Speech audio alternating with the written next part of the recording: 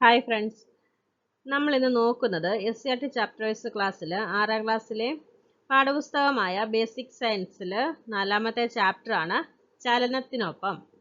Okay, ചെറിയൊരു ചാപ്റ്ററാണ്. ഒരുപാട് പ്രധാനപ്പെട്ട കാര്യങ്ങൾ ബേസ് ആയിട്ട് പഠിച്ചു പോകുന്നുണ്ട്. നമുക്ക് ക്ലാസ്സിലേക്ക് പോവാം. നമുക്കിവിടെ സൗരയൂഥം കാണാനായിട്ട് സാധിക്കുന്നുണ്ട്. സെൻറ്ററിൽ സൂര്യനുണ്ട്. സൂര്യനെ മറ്റ് ഗ്രഹങ്ങൾ ചുറ്റുന്നുണ്ട്. നോക്കിക്കേ, ഭൂമിയിലുള്ള എല്ലാ വസ്തുക്കളും ഭൂമിയോടൊപ്പം ചലിക്കുന്നുണ്ട്. ഭൂമിയിലുള്ള എല്ലാ വസ്തുക്കളും ഭൂമിയോടൊപ്പം ചലിക്കുന്നുണ്ട്. ഭൂമിയുടെ ചലനം നമുക്ക് അനുഭവപ്പെടാത്തത് എന്തുകൊണ്ടാ? ഭൂമി ശൂന്യതയിൽ സമവേഗത്തിൽ കറങ്ങുന്നത് കൊണ്ടാണ് ഭൂമിയുടെ ചലനം നമുക്ക് അനുഭവപ്പെടാത്തത്. ഭൂമിയുടെ ചലനം നമുക്ക് അറിയണമെങ്കിൽ എങ്ങനെയാണ്? ബഹിരാകാശത്ത് നിന്ന് നോക്കുമ്പോഴാണ് നമുക്ക് ഭൂമിയുടെ ചലനം തിരിച്ചറിയാനായിട്ട് സാധിക്കത്തുള്ളൂ. ഭൂമി സ്വയം തിരിയുന്നത് ഭൂമധ്യരേഖാ പ്രദേശത്ത് മണിക്കൂറിൽ ഏകദേശം 1667 കിലോമീറ്റർ വേഗതയിലാണ്. ഭൂമി സ്വയം തിരിയുന്നത് ഭൂമധ്യരേഖാ പ്രദേശത്ത് മണിക്കൂറിൽ ഏകദേശം 1667 കിലോമീറ്റർ വേഗത്തിലാണ്. സൂര്യനെ ചുറ്റുന്നതോ മണിക്കൂറിൽ ഏതാണ്ട് 1,06,000 കിലോമീറ്റർ വേഗത്തിലുമാണ്. ഓക്കെ, നമ്മുടെ ശരീരത്തിനകത്തും വിവിധ തരത്തിലുള്ള ചലനങ്ങൾ നടക്കുന്നുണ്ട്. ഏതൊക്കെയാണെന്ന് നോക്കിക്കേ. രക്തപര്യനം, ശ്വാസകോശത്തിന്റെ സങ്കോച വികാസം, ഹൃദയമിടിപ്പ്, ദഹനാവയവങ്ങളിലൂടെ ആഹാരത്തിന്റെ ചലനം, മൂത്രം, വിയർപ്പ് തുടങ്ങിയ വിസർജ്യങ്ങളുടെ പുറന്തള്ളൽ. ഇവയൊക്കെ നമ്മുടെ ശരീരത്തിനുള്ളിൽ നടക്കുന്ന ചലനങ്ങളാണ്. അതേപോലെ തന്നെ നമുക്ക് ചുറ്റും വിവിധ തരത്തിലുള്ള ചലനങ്ങളുണ്ട്. നോക്കിക്കേ, വായുവിന്റെ ചലനം തിരിച്ചറിയുന്ന സന്ദർഭങ്ങളാണ് കാണിച്ചിട്ടുള്ളത്. ഏതൊക്കെയാണ്? കടൽ തീരത്ത് ഇരിക്കുമ്പോൾ നമുക്ക് വായുവിന്റെ ചലനം തിരിച്ചറിയാനായിട്ട് സാധിക്കും. അതുപോലെ തന്നെ ഇലകൾ കാറ്റത്ത് ആടുമ്പോൾ, വിശറി കൊണ്ട് വീശുമ്പോൾ, മേഘങ്ങളുടെ ചലനം കാണുമ്പോൾ, അപ്പൂപ്പൻ താഴിയുടെ പാറിനടക്കൽ കാണുമ്പോൾ, കറങ്ങുന്ന ഫാനിന് ചുവട്ടിൽ ഇരിക്കുമ്പോൾ. ഇതൊക്കെ വായുവിന്റെ ചലനം തിരിച്ചറിയുന്ന സന്ദർഭങ്ങളാണ്. അതേപോലെ തന്നെ നമുക്ക് ചുറ്റുമുള്ള ചലനങ്ങളാണ് മഴ പെയ്യുന്നത്, വാഹനങ്ങൾ ഓടുന്നത്, ക്ലോക്കിലെ സൂചി ചലിക്കുന്നത്, വെള്ളം ഒഴുകുന്നത്, തിരമാലയുടെ ചലനം. നമുക്ക് ചുറ്റും ഒട്ടേറെ ചലനങ്ങൾ എപ്പോഴും സംഭവിച്ചിട്ടിരിക്കുന്നു. ഇവിടെ നോക്കിക്കേ, ബലവും ചലനവും തമ്മിലുള്ള ബന്ധമാണ് നമ്മൾ നോക്കുന്നത്. ഇവിടെ കുറച്ച് പ്രവർത്തനങ്ങൾ കാണിച്ചിട്ടുണ്ട്. നമുക്കത് വായിച്ചു നോക്കാം. ഡെസ്കിന്റെ ഒരറ്റത്ത് ഗോലി വെച്ച് വിരൽ കൊണ്ട് തട്ടുക. രണ്ടാമത്തേത്, ഗോലി ഡെസ്കിലൂടെ പതുക്കെ ഉരുട്ടിവിടുക. അതിന്റെ പാത തടസ്സപ്പെടുത്തി നിങ്ങളുടെ കൈ വയ്ക്കുക. മൂന്നാമത്തേത്, ഗോലി ഡെസ്കിലൂടെ സാമാന്യം വേഗത്തിൽ ഉരുട്ടുക. അതിന്റെ പാതയിൽ ഒരു സ്കെയിൽ അല്പം ചരിച്ചു പിടിക്കുക. 4, ഗോലി ഡെസ്കിലൂടെ പതുക്കെ ഉരുട്ടിവിടുക. അതേ ദിശയിൽ മറ്റൊരു ഗോലി കൂടുതൽ വേഗത്തിൽ ഉരുട്ടി ആദ്യത്തേതുമായി കൂട്ടിമുട്ടിക്കുക. ചോദിച്ചേക്കുന്ന ചോദ്യം നോക്കാം. നിശ്ചലമായ ഗോലി ചലിക്കാൻ തുടങ്ങിയത് എപ്പോഴാണ്? ആദ്യത്തെ ചിത്രത്തില് കാണിച്ചിട്ടുണ്ട്. നിശ്ചലമായ ഒരു ഗോലി ഇരിപ്പുണ്ട്. അതെങ്ങനെയാണ് ചലിച്ചത്? നമ്മൾ വിരലും കൊണ്ട് തട്ടി വിട്ടപ്പോഴാണത് ചലിച്ചത്. അടുത്ത എന്താണ്? ചലിക്കുന്ന ഗോലി നിശ്ചലമായത് എപ്പോഴാണ്? ഗോലിയെ നമ്മൾ വിരലുകൊണ്ട് തട്ടിവിട്ടു. എന്നിട്ട് എന്ത് ചെയ്തു? അതിന്റെ പാത തടസ്സപ്പെടുത്തി മറ്റൊരു കൈ കൊണ്ട് അതിനെ തടഞ്ഞു നിർത്തി. അടുത്തത്, ചലിക്കുന്ന ഗോലിയുടെ ദിശ മാറിയത് എപ്പോഴാണ്? നോക്കിക്കേ, നമ്മൾ ഒരു ഗോലി തട്ടിവിട്ടു. അതിനുശേഷം നമ്മൾ സ്കെയില് ചരിച്ചു പിടിച്ച് അതിന്റെ പാത മാറ്റി. അടുത്ത നോക്കിക്കേ, ഉരുട്ടിവിട്ട ഗോലിയുടെ ചലനവേഗം കൂടിയത് എപ്പോഴാണ്? ഒരു ഗോലി ഉരുട്ടിവിട്ടു. അതേ ദിശയിൽ തന്നെ മറ്റൊരു ഗോലി കൂടുതൽ വേഗത്തിൽ ഉരുട്ടി ആദ്യത്തേതുമായി കൂട്ടിമുട്ടിയപ്പോഴാണ് എന്താ സംഭവിച്ചത്? മറ്റേ ഗോലിയുടെ ചലനവേഗം കൂടിയത്. ഓരോ സന്ദർഭത്തിലും ബലത്തിന്റെ പ്രയോഗം ചലനത്തിൽ വരുത്തിയ മാറ്റങ്ങൾ എന്തെല്ലാമാണ്? ഇവിടെ നോക്കിക്കേ, നിശ്ചലമായിരുന്ന ഗോലി ചലിച്ചു. ചലിക്കുന്ന ഗോലി നിശ്ചലമായി. ചലിക്കുന്ന ഗോലിയുടെ ദിശ മാറി. ഉരുട്ടിവിട്ട ഗോലിയുടെ ചലനവേഗം കൂടി. അതുപോലെ തന്നെ ഇവിടെ നോക്കിക്കേ, കളിക്കാർ എന്തെല്ലാം ആവശ്യങ്ങൾക്കാണ് പന്തിൽ ബലം പ്രയോഗിക്കുന്നത്? നിശ്ചലമായ പന്തിനെ ചലിപ്പിക്കുന്നു, ചലിക്കുന്ന പന്തിനെ നിശ്ചലമാക്കുന്നു, ചലിക്കുന്ന പന്തിന്റെ ദിശ മാറ്റുന്നു, അതുപോലെ തന്നെ ഉരുട്ടിവിട്ട പന്തിന്റെ ചലനവേഗം കൂട്ടുന്നു. ഇവിടെ നോക്കിക്കേ, ബലവും ചലനവും. നിശ്ചലാവസ്ഥയിലുള്ള വസ്തുക്കൾ ബലം പ്രയോഗിച്ച് ചലിപ്പിക്കാം. നിശ്ചലാവസ്ഥയിലുള്ള വസ്തുക്കൾ ബലം പ്രയോഗിച്ച് ചലിപ്പിക്കാം. ചലിക്കുന്ന വസ്തുക്കളെ നിശ്ചലമാക്കാനും ബലം പ്രയോഗിക്കുന്നതിലൂടെ സാധിക്കും. ചലനത്തിന്റെ ദിശ മാറ്റാനും ചലനവേഗം കൂട്ടുകയോ കുറയ്ക്കുകയോ ചെയ്യാനും ബലം പ്രയോഗിക്കണം. എന്താ പറയുന്നേ? നിശ്ചലാവസ്ഥയിലുള്ള വസ്തുക്കളെ നമുക്ക് ബലം പ്രയോഗിച്ച് എന്താണ് ചലിക്കാൻ സാധിക്കും. ചലിക്കുന്ന വസ്തുക്കളെ നമുക്ക് നിശ്ചലാവസ്ഥയിലാക്കാൻ സാധിക്കും. ചലനത്തിന്റെ ദിശ മാറ്റാനും ചലനവേഗം കൂട്ടുകയോ കുറയ്ക്കുകയോ ചെയ്യാനും നമുക്ക് സാധിക്കും. നോക്കിക്കേ, ഇവിടെ ചലനം പലവിധം. ഇവിടെ 3 ചിത്രങ്ങൾ കാണിച്ചിട്ടുണ്ട്. ഒന്നാമത്തെ ചിത്രം എന്താണ്? ഷാർപ്നർ ഉപയോഗിച്ച് എന്ത് ചെയ്യാണ്? പെൻസില് കൂർപ്പിക്കുന്നുണ്ട്. രണ്ടാമത്തെ എന്താണ്? പെൻസിൽ കോമ്പസിൽ ഘടിപ്പിച്ച് വൃത്തം വരയ്ക്കുന്നുണ്ട്. മൂന്നാമത്തേത് പെൻസിൽ സ്കെയിലിനോട് ചേർത്ത് വെച്ച് ഒരു നേർരേഖ വരയ്ക്കുന്നുണ്ട്. ഇവിടെ ഓരോ സന്ദർഭത്തിലും പെൻസിലിന്റെ ചലനം എപ്രകാരമായിരുന്നു നോക്കിക്കേ. ഒന്നാമത്തേത് ഭ്രമണമാണ്. രണ്ടാമത്തേത് വർത്തുള ചലനമാണ്. മൂന്നാമത്തേത് നേർരേഖ ചലനമാണ്. നോക്കിക്കേ, താഴെ പറയുന്ന ചലനങ്ങൾ നോക്കൂ. പെൻസിലിന്റെ വിവിധ ചലനങ്ങളുമായി സമാനതകളുള്ളവ ഏതെല്ലാമാണ്? നമ്മൾ കണ്ടു, പെൻസിലിന് ഭ്രമണം കണ്ടു, വർത്തുള ചലനം കണ്ടു, അതുപോലെ തന്നെ നേർരേഖ ചലനം നമ്മൾ കണ്ടു. ഇവിടെ നോക്കിക്കേ, ഒരു കുട്ടി എന്താണ് നൂലില് ചരട് കെട്ടി കറക്കുകയാണ്. അത് ഏതിന് ഉദാഹരണമാണ്? വർത്തുള ചലനത്തിന് ഉദാഹരണമാണ്. അതുപോലെ തന്നെ പമ്പരം കറങ്ങുന്നു. പമ്പരം കറങ്ങുന്നത് ഏത് ചലനത്തിന് ഉദാഹരണമാണ്? പമ്പരം കറങ്ങുന്നത് ഭ്രമണത്തിന് ഉദാഹരണമാണ്. മാമ്പഴം ഞെട്ടറ്റ് വീഴുന്നത് ഏത് ചലനമാണ്? നേർരേഖ ചലനമാണ്. വാഹനങ്ങളുടെ ചക്രം കറങ്ങുന്നത് എന്തിന് ഉദാഹരണമാണ്? ഭ്രമണത്തിന് ഉദാഹരണമാണ്. ലിഫ്റ്റ് ഉയരുന്നത് നേർരേഖ ചലനത്തിന് ഉദാഹരണമാണ്. വൃത്തപാതയിലൂടെ കളിത്തീവണ്ടി ഓടുന്നു. അതേതിന് ഉദാഹരണമാണ്? അത് വർത്തുള ചലനത്തിന് ഉദാഹരണമാണ്. ഓക്കെ. ഷാർപ്നർ ഉപയോഗിച്ച് പെൻസിൽ കൂർപ്പിക്കുന്നതിനോട് സാദൃശ്യമുള്ളവ ഏതൊക്കെയാണ്? പമ്പരം കറങ്ങുന്നു, പിന്നെ ഫാൻ കറങ്ങുന്നു, വാഹനങ്ങളുടെ ചക്രം കറങ്ങുന്നു. അടുത്തത് കോമ്പസിൽ പെൻസിൽ ഘടിപ്പിച്ച് വൃത്തം വരയ്ക്കുന്നതിനോട് സാദൃശ്യമുള്ളത് ഏതൊക്കെയാണ്? കയറിൽ കെട്ടിയ കല്ല് വട്ടത്തിൽ കറക്കുന്നു, ചക്കിന് ചുറ്റും കാളയുടെ ചലനം, ക്ലോക്കിലെ സൂചിയുടെ ചലനം. ഇതൊക്കെ എന്താണ്? കോമ്പസിൽ പെൻസിൽ ഘടിപ്പിച്ച് വൃത്തം വരയ്ക്കുന്നതിന് തുല്യമായ ചലനങ്ങളാണ്. അടുത്ത് നോക്കിക്കേ, സ്കെയിലും പെൻസിലും ഉപയോഗിച്ച് നേർരേഖ വരയ്ക്കുന്നതിനോട് സാദൃശ്യമുള്ളത് ഏതൊക്കെയാണ്? മാമ്പഴം ഞെട്ടറ്റ് വീഴുന്നു, സ്കെയിലും പെൻസിലും ഉപയോഗിച്ച് വരയ്ക്കുന്നു, ലിഫ്റ്റ് ഉയരുന്നു. ഓരോ കൂട്ടത്തിലെയും ചലനങ്ങൾക്കുള്ള പൊതു സവിശേഷത എന്താണ്? ആദ്യത്തേതൊക്കെ എന്താണ്? ഭ്രമണമാണ്. രണ്ടാമത്തേത് എന്താണ്? വർത്തുള ചലനമാണ്. മൂന്നാമത്തേത് നേർരേഖ ചലനമാണ്. ഇവിടെ നോക്കിക്കേ, ഒരു വസ്തുവിന്റെ നേർരേഖയിലൂടെയുള്ള ചലനമാണ് നേർരേഖ ചലനം.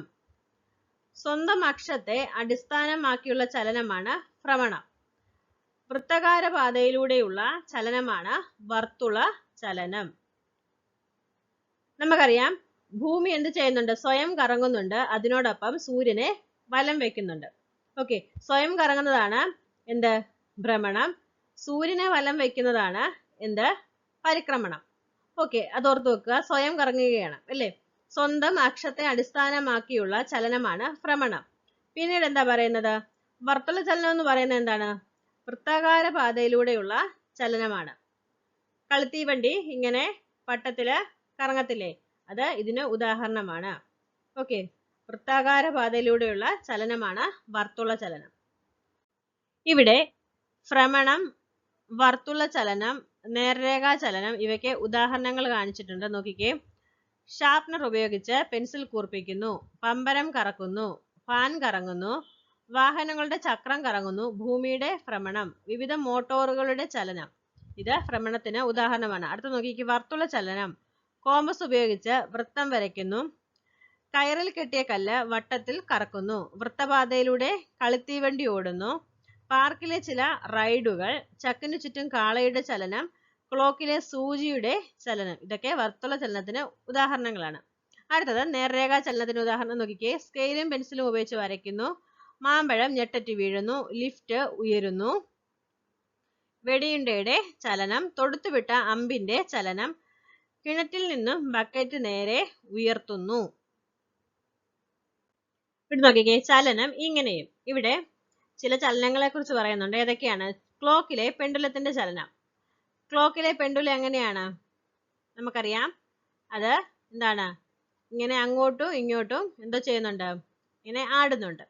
അതുപോലെ തന്നെ ഊഞ്ഞാലിന്റെ ചലനം. ഊഞ്ഞാലും അങ്ങനെ തന്നെയല്ലേ, നമ്മൾ അങ്ങോട്ട് ആടുന്നുണ്ട് ഇങ്ങോട്ട് ആടുന്നുണ്ട് അല്ലെ. ഊഞ്ഞാലും അങ്ങോട്ടും ഇങ്ങോട്ടും നമ്മൾ ആടുന്നുണ്ട്. തൂക്കിയിട്ട തൂക്കുവിളക്കിന്റെ ചലനം. ഇവിടെ കണ്ടോ, തൂക്കുവിളക്കിന്റെ ചിത്രം കാണിച്ചിട്ടുണ്ട്. തൂക്കുവിളക്കും എന്താണ്, തൂക്കിക്കിടന്നിട്ട് അങ്ങോട്ടും ഇങ്ങോട്ടും ആടുന്നുണ്ട്. ഈ ചലനങ്ങളുടെ സവിശേഷത എന്തെല്ലാമാണ്? എന്താണ് നോക്ക്. വസ്തു ഒരു തുലനസ്ഥാനത്തെ ആസ്പദമാക്കി ഇരുവശങ്ങളിലേക്കും ചലിക്കുന്നതാണ് ദോലനം. ഓക്സിലേഷൻ എന്നാണ് പറയുന്നത്. വസ്തു ഒരു തുലനസ്ഥാനത്തെ ആസ്പദമാക്കി ഇരുവശങ്ങളിലേക്കും ചലിക്കുന്നു. അതിനെയാണ് ദോലനം എന്ന് പറയുന്നത്. ഇവിടെ ഒരു കുട്ടി പറഞ്ഞേക്കുന്നത് നോക്കിക്കേ. വാഹനങ്ങളിലെ വൈപ്പറിന്റെ ചലനം ദോലനമാണോ? ഒരു തുലനസ്ഥാനത്തെ ആസ്പദമാക്കിയാണോ ചലിക്കുന്നത്? ആണോ? ഇരുവശത്തേക്കും ചലിക്കുന്നുണ്ടോ? നമുക്ക് നോക്കാം. ദോലനം ഇങ്ങനെയും. കമ്പന ചലനങ്ങളെല്ലാം ദോലനങ്ങളാണ്. കമ്പന ചലനങ്ങളെല്ലാം ദോലനങ്ങളാണ്. ദ്രുതഗതിയിലുള്ള ദോലനങ്ങളെ കമ്പനമെന്ന് പറയാറുണ്ടെന്ന് മാത്രം. എന്താണ്? ദ്രുതഗതിയിലുള്ള ദോലനങ്ങളെയാണ് കമ്പനമെന്ന് പറയുന്നത്. നോക്കിക്കേ, ഊഞ്ഞാൽ, പെൻഡുലം തുടങ്ങിയവയിൽ ഭൂഗുരുത്വാകർഷണത്തിന് വിധേയമായി അവ നിശ്ചലമായി നിൽക്കുന്നിടമാണ് തുലനസ്ഥാനം. എന്താ പറയുന്നേ? ഭൂഗുരുത്വാകർഷണത്തിന് വിധേയമായി അവ നിശ്ചലമായി നിൽക്കുന്നിടമാണ് തുലനസ്ഥാനം. എന്നാൽ വാഹനങ്ങളുടെ വൈപ്പറിന്റെ ചലനം, ഉത്തേജിപ്പിച്ച ട്യൂണിംഗ് ഫോർക്കിന്റെ ഭുജങ്ങളുടെ ചലനം, വലിച്ചു പിടിച്ച റബ്ബർ ബാൻഡിൽ തട്ടുമ്പോഴുണ്ടാകുന്ന ചലനം തുടങ്ങിയവയിൽ അവയ്ക്ക് ലഭിച്ച ഊർജം നഷ്ടമാകുമ്പോൾ സ്വാഭാവികമായും നിശ്ചലമാകുന്ന സ്ഥാനമാണ് തുലനസ്ഥാനം. നോക്കിക്കേ, ഫ്രീ ഓക്സിലേഷൻ, ഫോഴ്സ്ഡ് ഓക്സിലേഷൻ എന്നിങ്ങനെ രണ്ടിനും ദോലനങ്ങളുണ്ട്. വാഹനങ്ങളുടെ വൈപ്പറിന്റെ ചലനം എന്ന് പറയുന്നത് എന്താണ്? ഫോഴ്സ്ഡ് ഓക്സിലേഷൻ ആണ്. ഓക്കെ, നോക്കിക്കേ, ദോലനം ഇങ്ങനെയും. ഇവിടെ 3 പ്രവർത്തനങ്ങൾ പറഞ്ഞിട്ടുണ്ട്. നമുക്കത് വായിച്ചു നോക്കാം. ട്യൂണിംഗ് ഫോർക്കിന്റെ ഒരു ഭുജത്തിൽ റബ്ബർ ഹാമർ കൊണ്ട് അടിക്കുക. ഇത് ചെയ്തിട്ടുള്ളവർക്ക് അറിയാം അല്ലേ? എന്താ സംഭവിക്കുന്നത്? അവിടെ ഒരു ചെറിയ വൈബ്രേഷൻ ഉണ്ടാകുന്നുണ്ട്. നല്ലതായിട്ടൊരു സൗണ്ട് കേൾക്കാനായിട്ട്, ചെറുതായിട്ടൊരു സൗണ്ട് കേൾക്കാനായിട്ട് സാധിക്കും. ഓക്കെ, വലിച്ചു പിടിച്ച റബ്ബർ ബാൻഡിൽ വിരൽ കൊണ്ട് തട്ടുക. അപ്പൊ എന്താണ് സംഭവിക്കുന്നത്? റബ്ബർ ബാൻഡ് എന്ത് ചെയ്യും? ഇങ്ങനെ അനങ്ങുന്നതായിട്ട് നമുക്ക് കാണാനായിട്ട് സാധിക്കും അല്ലെ? ഇങ്ങനെ വൈബ്രേറ്റ് ചെയ്യുന്നതായിട്ട് കാണാൻ സാധിക്കും. അടുത്ത പോലെ നോക്കിക്കേ, മെറ്റൽ സ്കെയിലിന്റെ അഗ്രഭാഗം പുറത്തേക്ക് തള്ളി നിൽക്കത്തക്ക രീതിയിൽ മേശപ്പുറത്ത് വെച്ച് തള്ളി നിൽക്കുന്ന ഭാഗത്ത് വിരൽ കൊണ്ട് തട്ടുക. ഇത് സ്കൂളിൽ വെച്ച് എല്ലാ കുട്ടികളും ചെയ്യുന്ന കാര്യമാണ് അല്ലെ? അപ്പൊ എന്ത് ചെയ്യും? ആ സ്കെയില് മുകളിലേക്ക് പെട്ടെന്ന് ചലിക്കുന്നതായിട്ട് നമുക്ക് കാണാനായിട്ട് സാധിക്കും. അപ്പോ എന്താണ് ഇവിടെ ഉണ്ടാകുന്ന ദോലന ചലനങ്ങളുടെ വേഗത എങ്ങനെയാണ്? വളരെ കൂടുതലാണ്. നോക്ക്, ദ്രുതഗതിയിലുള്ള ദോലനങ്ങളെ എന്താ വിളിക്കുന്നത്? കമ്പനം അല്ലെങ്കിൽ വൈബ്രേഷൻ എന്നാണ് പറയുന്നത്. ദ്രുതഗതിയിലുള്ള ദോലനങ്ങളാണ് കമ്പനം. ഓക്കെ, ചലനം പ്രയോഗത്തിൽ. ഇവിടെ ഒരു വ്യക്തി എന്താണ്, മെഷീൻ ഉപയോഗിച്ച് തയ്ക്കുന്നുണ്ട്. അവിടെ ഏതൊക്കെ ചലനങ്ങൾ കാണാൻ സാധിക്കും? ദോലനമുണ്ട്, നേർരേഖാ ചലനമുണ്ട്, പിന്നെന്താണ്, ഭ്രമണം ഒക്കെ കാണാനായിട്ട് നമുക്ക് സാധിക്കുന്നുണ്ട് അല്ലേ? നോക്കിക്കേ, ഇവിടെ ചലിക്കുന്ന വസ്തു, ചലനരീതി, പ്രയോജനം എന്നിവ കാണിച്ചിട്ടുണ്ട്. ചെണ്ടയുടെ ഡയഫ്രം ദോലനം, ശബ്ദം ഉണ്ടാക്കുന്നു. എന്താണ്, കറങ്ങുന്ന കസേര ഭ്രമണമാണ്. കസേരയിൽ ഇരിക്കുന്ന ആൾക്ക് എന്താണ്, എഴുന്നേൽക്കാതെ എല്ലാ വശങ്ങളിലേക്കും തിരിയാൻ കഴിയുന്നു. അതുപോലെ തന്നെ ക്ലോക്കിലെ സൂചിയുടെ അഗ്രഭാഗം വർത്തുള ചലനമാണ്, സമയം കാണിക്കുന്നു. തയ്യൽ മെഷീനിലെ ചെറിയ ചക്രം ഭ്രമണമാണ്. പിന്നെന്താണ്, തയ്യൽ സൂചിയെ ചലിപ്പിക്കുന്നു. ലിഫ്റ്റ് നേർരേഖാ ചലനമാണ്. നമുക്ക് എങ്ങനെയാണ് പ്രയോജനപ്പെടുന്നത്? കെട്ടിടങ്ങളിൽ കയറലും ഇറങ്ങലും എളുപ്പമാക്കുന്നു. ഊഞ്ഞാല് ദോലനമാണ്, നമ്മൾ വിനോദത്തിന് വേണ്ടിയിട്ട് ഉപയോഗിക്കുന്നു. വീണയിലെ കമ്പി ദോലനമാണ്, ശബ്ദമുണ്ടാക്കുന്നു. പൊടിമില്ലിലെ ചക്രങ്ങൾ ഭ്രമണമാണ്, പൊടിക്കുന്ന യന്ത്രങ്ങളെ ചലിപ്പിക്കുന്നു. നോക്കിക്കേ, ഒരിടത്ത് നൽകുന്ന ബലം മറ്റൊരിടത്ത് എത്തിച്ച് പ്രവർത്തിക്കുന്ന ഉപകരണങ്ങളെ കുറിച്ച് നമുക്ക് നോക്കാം. സൈക്കിൾ ചവിട്ടുമ്പോൾ നാം പെഡലിൽ ബലം പ്രയോഗിക്കുന്നു. ഈ ബലം വലിയ പൽചക്രത്തെ ചലിപ്പിക്കുന്നു. ഇത് ചെയിനിനെയും തുടർന്ന് ചക്രത്തെയും ചലിപ്പിക്കുന്നു. പൊടിമില്ലിൽ മോട്ടോറിൽ നിന്ന് ബെൽറ്റ് വഴി ബലത്തെ യന്ത്രത്തിൽ എത്തിച്ച് യന്ത്രത്തെ കറക്കുന്നു. പൊടിമില്ലിൽ മോട്ടോറിൽ നിന്ന് ബെൽറ്റ് വഴി ബലത്തെ യന്ത്രത്തിൽ എത്തിച്ച് യന്ത്രത്തെ കറക്കുന്നു. അടുത്തത്, തയ്യൽ മെഷീനിൽ പെഡലിൽ നൽകുന്ന ബലം കമ്പി, വലിയ ചക്രം, നാട, ചെറിയ ചക്രം എന്നിവ വഴി സൂചിയിൽ എത്തുന്നു. ഒരു യന്ത്രത്തിൽ നൽകുന്ന ബലത്തെ മറ്റൊരു യന്ത്രങ്ങളിലേക്കോ യന്ത്രഭാഗങ്ങളിലേക്കോ എത്തിച്ച് അവയെ കൂടി ചലിപ്പിക്കാൻ സാധിക്കും. ചെയിൻ, ബെൽറ്റ്, ചക്രവും ആക്സിലും തുടങ്ങിയ സംവിധാനങ്ങൾ ഇതിനായി ഉപയോഗിക്കുന്നു. അടുത്ത നോക്കിക്കേ, പൽചക്രങ്ങൾ. ഇവിടെ ഒരു ചിത്രം കാണിച്ചിട്ടുണ്ട്. ഇവിടെ നമ്മൾ ഒരു പരീക്ഷണമാണ് ചെയ്യുന്നത്. എന്താണ്? 2 പ്ലാസ്റ്റിക് അടപ്പുകൾ എടുക്കണം. രണ്ടിനും എങ്ങനെയാണ്? വ്യത്യസ്ത വലുപ്പമായിരിക്കണം. എന്നിട്ട് ഒരു മരപ്പലകയിൽ പരസ്പരം ചേർന്ന് നിൽക്കുന്ന രീതിയിൽ ആണിയടിച്ച് ഉറപ്പിക്കണം. അതിനുശേഷം ഓരോ അടപ്പും പിടിച്ച് കറക്കുമ്പോൾ എന്ത് സംഭവിക്കുന്നതാണ്? അപ്പോൾ നമ്മൾ വലിയ അടപ്പ് വലത്തോട്ട് കറക്കുകയാണെങ്കിൽ ചെറിയ അടപ്പ് ഇടത്തോട്ട് തിരിയും. അത് എങ്ങനെയാണ്? ഓപ്പോസിറ്റ് ആയിട്ടാണ് തിരിയുന്നത്. ചെറിയ അടപ്പ് ഇടത്തോട്ട് കറങ്ങുമ്പോൾ വലിയ അടപ്പ് എങ്ങോട്ടാണ് കറങ്ങുന്നത്? ചെറിയ അടപ്പ് ഇടത്തോട്ട് കറങ്ങുമ്പോൾ വലിയ അടപ്പ് വലത്തോട്ടായിരിക്കും കറങ്ങുന്നത്. വലത്തോട്ട് കറങ്ങുമ്പോഴോ ഇടത്തോട്ടായിരിക്കും കറങ്ങുന്നത്. അത് ഓപ്പോസിറ്റ് ആയിട്ടായിരിക്കും വരുന്നത്. ശരി. ചെറിയ അടപ്പ് ഒരു തവണ കറങ്ങുമ്പോൾ വലിയ അടപ്പ് ഒരു കറക്കം പൂർത്തിയാക്കുന്നുണ്ടോ എന്ന് ചോദിച്ചിട്ടുണ്ട്. പൂർത്തിയാക്കത്തില്ല. വലിയ അടപ്പ് ഒരു തവണ കറങ്ങുമ്പോൾ ചെറിയ അടപ്പ് എത്രത്തോളം കറങ്ങുന്നുണ്ട്? വലിയ അടപ്പ് ഒരു തവണ കറങ്ങുമ്പോൾ ചെറിയ അടപ്പ് 2 തവണ കറങ്ങുന്നുണ്ട്. ഓക്കെ. അടപ്പുകളിലുള്ള നേരിയ പല്ലുകളല്ലേ ഒന്ന് കറങ്ങുമ്പോൾ മറ്റേതിനെയും കറങ്ങാൻ സഹായിക്കുന്നത്. ഇത്തരം ചക്രങ്ങളാണ് പൽചക്രങ്ങൾ. എന്താണ്? അടപ്പുകളിലെ നേരിയ പല്ലുകളാണ് ഇങ്ങനെ ഒന്ന് കറങ്ങുമ്പോൾ മറ്റൊന്നിനെയും കറങ്ങാൻ സഹായിക്കുന്നത്. ഇതാണ് പൽചക്രങ്ങൾ. ദാണ്ട് ഇവിടെ പൽചക്രം ഉപയോഗിച്ച് പ്രവർത്തിക്കുന്ന മെഷീനൊക്കെ കാണിച്ചിട്ടുണ്ട്. നോക്കിക്കേ, ക്ലോക്ക്, വാച്ച്, ടൈം പീസ്, കരിമ്പ് ജ്യൂസ് മെഷീൻ, കളിപ്പാട്ടങ്ങൾ, റബ്ബർ ഷീറ്റ് അടിക്കുന്ന യന്ത്രം, ഹാൻഡിൽ, വാഹനങ്ങളുടെ ഗിയർ, ആക്സിൽ, പാർക്കിലെ റൈഡുകൾ, cycle, concrete mixing machine, CD, DVD player, വ്യവസായശാലകളിലെ വിവിധ യന്ത്രങ്ങൾ ഇവയെല്ലാം പൽചക്രങ്ങൾ ഉപയോഗിച്ച് പ്രവർത്തിക്കുന്ന യന്ത്രങ്ങളാണ്. ഒരു യന്ത്രഭാഗത്തിന്റെ കറക്കം ഉപയോഗപ്പെടുത്തി വ്യത്യസ്ത വേഗങ്ങളിലും ദിശകളിലും ഒന്നിലേറെ യന്ത്രഭാഗങ്ങൾ ചലിപ്പിക്കാൻ പൽചക്രങ്ങൾ സഹായിക്കുന്നു. ചെറിയ പൽചക്രം ഉപയോഗിച്ച് വലിയ പൽചക്രം കറക്കുമ്പോൾ ചലനവേഗം കുറയുന്നു. എന്താ പറയുന്നത്? ചെറിയ പൽചക്രം ഉപയോഗിച്ച് വലിയ പൽചക്രം കറക്കുമ്പോൾ ചലനവേഗം കുറയുന്നു. തിരിച്ചാകുമ്പോൾ ചലനവേഗം കൂടുന്നു. പൽചക്രങ്ങൾ ഉപയോഗിച്ച് ചലനത്തിന്റെ ദിശയും വേഗവും മാറ്റാൻ കഴിയുന്നു. അങ്ങനെയുള്ള സൗകര്യം ഉപയോഗിച്ച് നമ്മൾ ഒട്ടേറെ യന്ത്രങ്ങൾ പ്രയോജനപ്പെടുത്തുന്നുണ്ട്.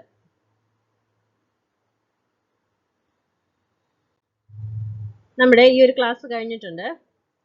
ഒരുപാട് പ്രധാനപ്പെട്ട പോയിന്റുകൾ ഈ ഒരു ക്ലാസ്സിലുണ്ട്. ഈ ഒരു ക്ലാസ് നിങ്ങൾക്ക് ഉപകാരപ്പെട്ടു എന്ന് വിശ്വസിക്കുന്നു. Okay, thank you.